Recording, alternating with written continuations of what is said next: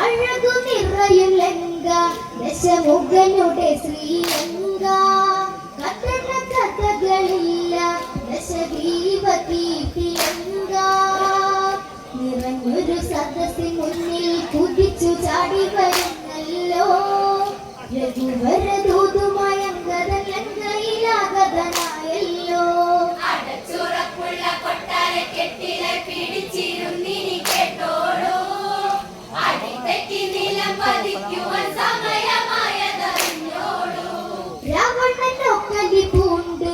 ഉടനങ്കതനോടാരാഞ്ഞ് ലങ്കതൻ കോട്ട കടന്ന് നീ എങ്ങനെ ഈ വിധം വന്ന് വഴി തെറ്റി വന്നൊരു മർക്കടനെന്നു നിനച്ചു ഞാൻ വിട്ടേക്കാം ക്ഷണം തന്നെ പോകണമില്ലെങ്കിൽ കഥ കഴിക്കും